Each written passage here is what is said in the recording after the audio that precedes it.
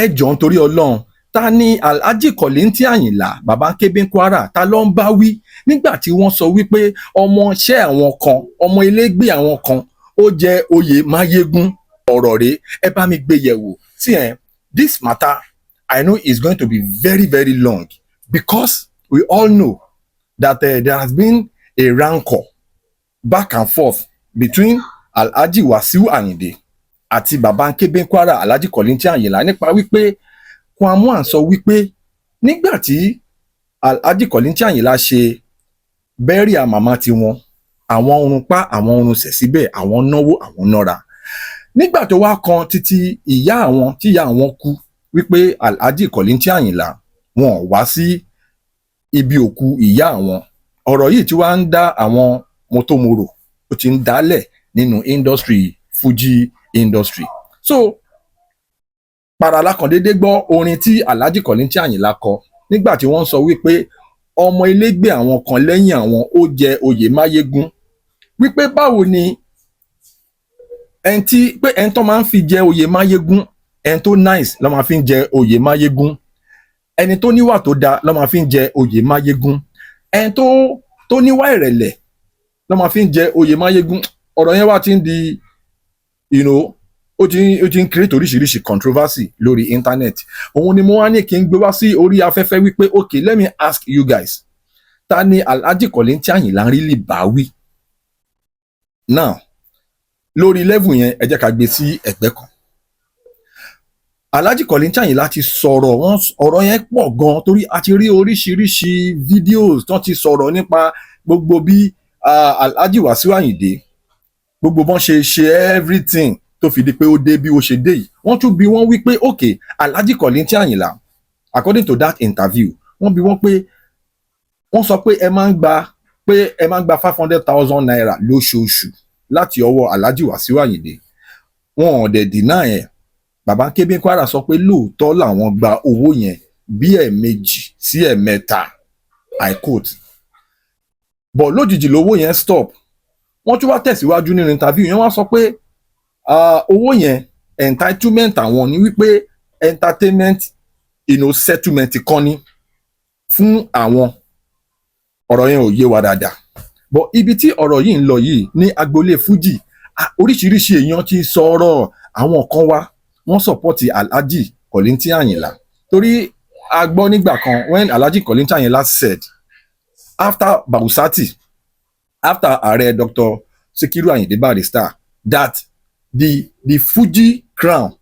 is supposed to be on his head that is supposed to be the next in line for that throne that kò yẹ kó jẹ́ ẹnì kankan ló máa pe rẹ̀ ní ọba Fuji pé bí Alhaji Sikiru Ayinde Barrister bọ́n ṣe papòdà tí kọ́lọ́hún fi ọ̀run kẹ́ ẹni rere may his soul continue to rest in perfect peace torí èmi personally I am an advocate of Barrister's legacy I am an advocate strong advocate of the legacy that Alhaji Sikiru Ayinde Barrister has left behind so tó bá ti ń dọ̀rọ̀ oní Fuji mo máa ń gbé sórí bíi gèlè ni bó ṣe rí ó máa ń mọ́mú láyà mi gan so now lórí ọ̀rọ̀ yìí nsìn àwọn kan sọ pé ọ̀rọ̀ tí Alhaji Kollington Àyìnlá sọ ó dáa àwọn kan sọ pé ọ̀rọ̀ tí wọ́n sọ ó kù díẹ̀ káàtó àmọ́ ẹ jẹ́ ká kàn gbọ́ díẹ̀ látẹnu wọn lórí ọ̀rọ̀ yìí ẹ jẹ́ ká gbọ́ lẹ́nu àwọn èèyàn lórí ọ̀rọ̀ tó ń ṣẹlẹ̀ lágboolé Fuji. ta ni ó wà ní Fuji music. wọ́n ṣe ń jẹ́ lóyún Barrister gbé fún.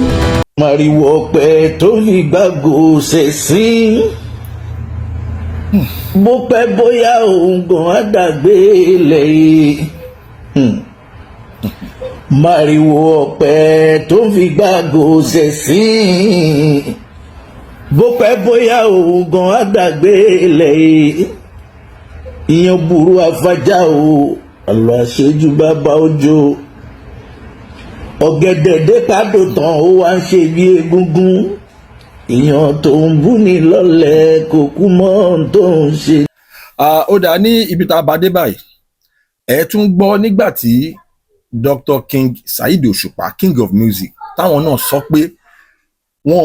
kò sí ẹni tó lè tún ìtàn tò kò sí ẹni tó lè rearrange history Fuji that ẹnikẹ́ni tó bá try tó bá kàn attempt láti rearrange the real story of Fuji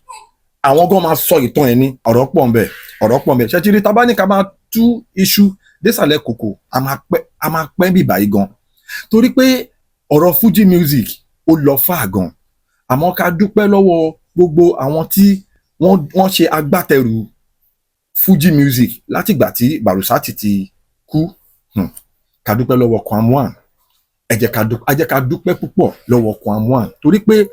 wọ́n ti kó ipa ribiribi. Kwam1 has done a lot to make sure that Fuji music has gone from that level tí Barrister filẹ̀ sí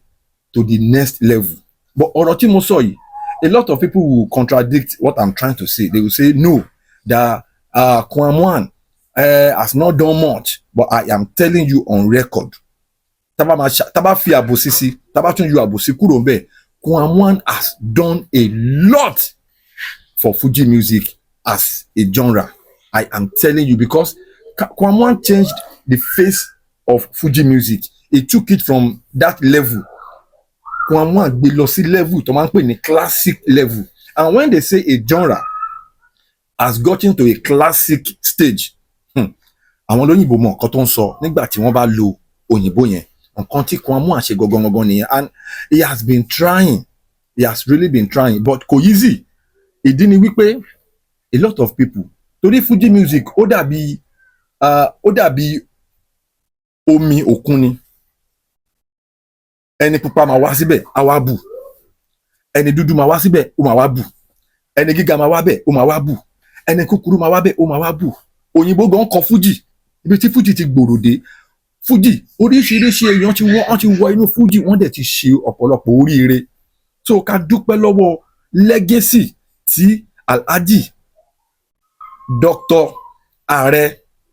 Chief Sikiru Ayinde Barrister MFR, ká dúpẹ́ lọ́wọ́ wọn, kọ́lọ́run tún foríjì wọn lẹ́ẹ̀kan sí. As a matter of fact, ó yẹ kí gbogbo ní Fuji kọ́ máa parapọ̀, kọ́ máa ṣe celebration ní every year. Mo máa ń sọ ọ̀rọ̀ yìí nínú gbogbo videos mi ì fi ṣeré. I am very serious and I will not stop talking about that celebration anniversary every year. I will not stop talking about it until our Fuji musicians actually start that celebration to honor the legacy of Alhaji Sikiru Ayinde Barrister MFR. I'll keep saying it. Now, kí n padà sórí ibi tí mò ń bá ọ̀rọ̀ yìí lọ lórí fídíò yìí. Ṣé ti rí oríṣiríṣi ọ̀hún ló ń ṣẹlẹ̀ lágbolé Fuji as we speak. Alhaji Kollington àwọn náà ń sọ títí wọn. Àwọn tó tún jẹ́ agbátẹrù Fuji tó jẹ́ pé wọ́n wà ńbẹ̀ nígbà tí Alhaji Sikiru Ayinde Barrister tí wọ́n kọrin tọ́jọ́ máa ń wà, àwọn náà tún sọ tiwọn. So lórí nǹkan tí mò ń bá bọ̀, pọ́ìntì tí mo fẹ́ mú jáde lórí fídíò yìí gangan òun ni wípé kò sí bí orí ṣe máa wà tí kò ní mì, bẹ́ẹ̀ ni kò sí bí a ṣe máa ṣe bòlò tí kò ní run ìgbẹ́. Ẹ má jẹ́ ká tanra wa jẹ. Ṣé ti rí eré Fuji is a very beautiful musical genre. It's a very beautiful, and Fuji ò dẹ̀ kí n ṣe eré gẹ́gẹ́ mo máa ń sọ, kò kí n ṣe eré takasúfè. It's actually an intellectually inclined type of music. Now, kò sí bí genre yẹn ṣe máa wà this successful tó tí kò ní sí a little competition here and there. Àlàyé mi ń yé yín. Ṣé ti rí sometimes àwọn competition díẹ̀díẹ̀ kan máa ń da fún game tíyàn bá ń ṣe.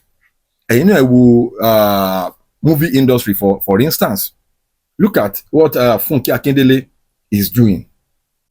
Look at what Toyin Abraham is doing. Look at what Femi Adebayo has done. Kíkan cut it short. Kẹ́kan wo nǹkan tí àwọn people yìí ti ṣe. Ẹ wo ipa ribiribi tán ti kó. But I'm telling you, it does not mean that there is no competition in this industry. There is competition. Bí mo ṣe jókòó yìí, ó láwọn tó ń bá mi ṣe competition. Èmi lè máa mọ̀. Ó dẹ̀ láwọn tèmi náà ń wò as competition. Bí ilé ayé ṣe rí nìyẹn, kò kí n ṣe pé bóyá ọ̀rọ̀ ẹ̀tàn tàbí bóyá ọ̀rọ̀ ìjà. A little competition is healthy for the game. Olóyìnbó máa tún dá padà. Wọ́n máa tún ní healthy competition is good for the game. Nígbà tí ó jẹ́ kí n rántí nígbà tí MTN dé tí wọ́n gbé Econet nígbà yẹn GSM. ṣe rántí pé 1 minute la máa ń call ní 2001 mo ṣe rántí dáadáa 1 minute la máa ń call nígbà táwọn Econet dé táwọn MTN náà dé 1 minute but ìgbà tí Glo dé competition yẹn ó fọ́ká yánga Glo ló wá bẹ̀rẹ̀ sí ní ṣe per second billing wọ́n kọ́kọ́ bá Glo fa wàhálà oríṣiríṣi court cases ìgbà wo oríṣiríṣi nǹkan ṣẹlẹ̀ ní 2001 àwọn Gen Z mi wọ́n lè má ní idea nǹkan tí mò ń sọ yìí but àwọn tó ń já sí wọ́n máa mọ nǹkan tí mò ń sọ yìí. It took a lot of effort from the government of the day to interfere in that issue until they now resolve the issue because Glo lè pe MTN lè pe Glo àwọn tá a ti ń lo MTN a lè pe Glo àwọn tó ń ṣe ra Glo wọn lè pe MTN so there was no interconnectivity between those GSM lines until ìgbà tí government dá sí ẹ wá wò lè nísìn ẹ rí i pé gbogbo wa ń sìn tó bá pe 1 minute tó bá pe 1 second owó 1 second yẹn ló máa já tó bá pe 2 seconds owó 2 seconds yẹn ló máa já tó bá pe 4 seconds owó 4 seconds yẹn ló máa já unlike that time tó jẹ́ pé ó bá pe 1 second ó máa já owó 1 minute kó pé half a second millisecond 1 minute yẹn wọ́n máa já gbogbo 60 seconds yẹn wọ́n máa já gbogbo ẹ̀ dànù ni òun ni mo yẹ sọ pé a little competition healthy competition is good for the game so when Alhaji Kollington Ayinla ìṣe yẹn èèyàn kan ò lè joyè máyégún èèyàn kan ṣe máa pèrè ní máyégún èèyàn tó nice ló máa ń ṣe máyégún kíníkan gbogbo kíní yìí bí orogún òwò ni gbogbo wa la mọ̀ oríṣiríṣi back and forth tó ṣẹlẹ̀ láàrin Alhaji Kollington Ayinla pẹ̀lú Alhaji Sikiru Ayinde Barrister nígbà tó wà láyé ká má parọ́ it was very very sweet it was really good for the business rẹ́kọ̀dù máa ń tà tẹ́lẹ̀ bá bú eléyìí tẹ́lẹ̀ bá padà jáde tóun náà bú eléyìí rẹ́kọ̀dù máa ń tà even àwọn King Sunny Ade àwọn náà ṣe pẹ̀lú Ebenezer Obey